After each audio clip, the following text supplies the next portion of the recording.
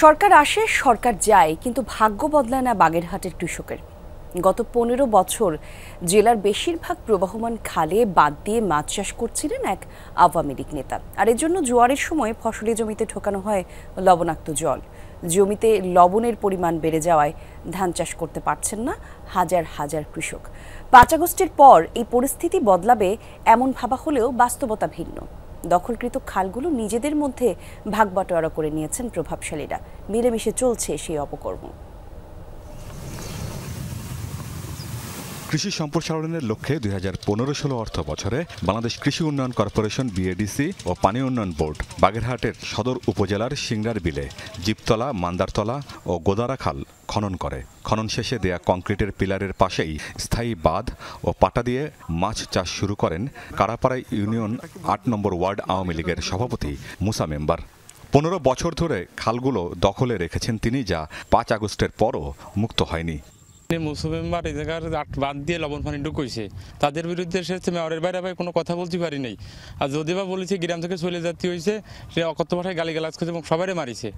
একই সাথে 60 গম্বুজ ইউনিয়নের 2 নম্বর ওয়ার্ডে শতাধিক খাল দখল করেছেন মুসা। মৌসুমের শুরুতে লবণ পানি আটকে রেখে মাছ চাষের কারণে খাল সংলগ্ন মাঠে ধান চাষ করতে পারছেন না জমির মালিকরা।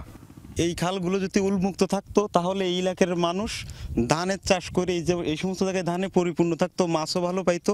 আমাদের জলাবদ্ধতা আটকে যায়, গ্রামের পানি মনে করেন এলাকার পানি ঠিকভাবে নামতে পারে না।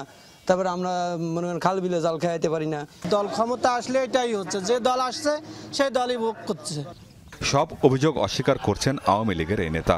বললেন 5 আগস্টের পর স্থানীয় প্রভাবশালীদের সাথে খালের ভাগবাটোয়ারা হয়ে গেছে। এখন যারা ক্ষমতায় আইছে তারা করতেছে, আর না আমাকে কইছে তোমরা আর ওর মধ্যে যাইয়ে না, আমরা করব। আমি তো নয় ওয়ার্ল্ডের সভাপতি, কিন্তু এরকম হাজার হাজার নেতা আছে। ডাক দিতে সরকার না দিতে তাহলে আমার বাপের ক্ষমতা আছে এগিয়ে করার। খালগুলো খনন করলেও তা দখল হয়ে যাওয়ার তথ্য রহস্যজনক কারণে রেকর্ড রাখেনি বিএডিসি। এমনকি নিজেদের খননকৃত খালগুলো সরেজমিনে পরিদর্শনও করেন না কর্মকর্তারা। কম্পিউটার যেটা ছিল ওইখানে আমি কোনো তথ্য পাই না, কারণ আমাদের যে কম্পিউটার অপারেটর ছিল সে চলে গেছিল, কয়েকদিন পর কিরাসে ছিল।